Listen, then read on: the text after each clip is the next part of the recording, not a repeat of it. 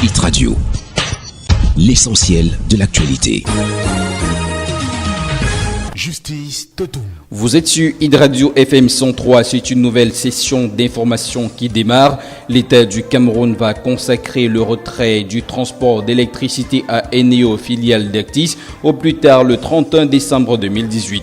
D'après le ministère de l'Eau et de l'Énergie, pour que cela soit définitivement consacré, l'État et l'électricien devront signer un troisième et dernier accord dans le domaine du transport d'ici la fin de l'année. Ainsi, la Société nationale de transport d'électricité Sonatrel, créée en 2015, sera opérationnelle le 1er janvier 2019, ce qui répond donc partiellement à la demande du Premier ministre Philémon Yang qui a réclamé un calendrier détaillé de l'opérationnalisation de la Sonatrel lors du conseil de cabinet tenu le 30 mai dernier à Yaoundé.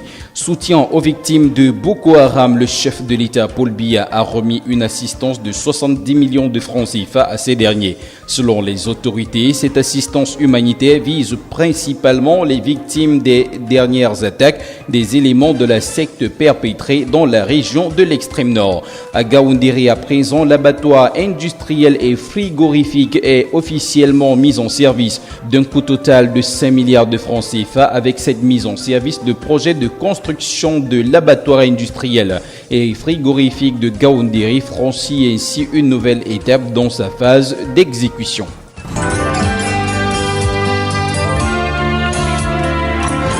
L'actualité internationale. Mahamadou Issoufou était à Paris lundi 4 juin 2018. Le président nigérien a rencontré son homologue français Emmanuel Macron lors d'un tête-à-tête de plus d'une heure au palais de l'Élysée. L'occasion notamment de faire le point sur les questions migratoires, sécuritaires et le G5 Sahel. Au Sénégal, à prison 2 mois après sa condamnation à 5 ans de prison, le procès en appel de Khalifa Sall a débuté ce mardi. Et toutes les parties ont fait appel. Le maire de Dakar, qui est en prison depuis mars 2017, a été reconnu coupable d'escroquerie et non de détournement de deniers publics. L'État qui demandait des dommages et intérêts a été débouté et le parquet estime que les peines ne sont pas suffisantes. Ce procès en appel s'annonce donc comme en première instance très politique. Fin de cette édition d'information, merci de l'avoir suivi. Hit Radio, une info d'avance.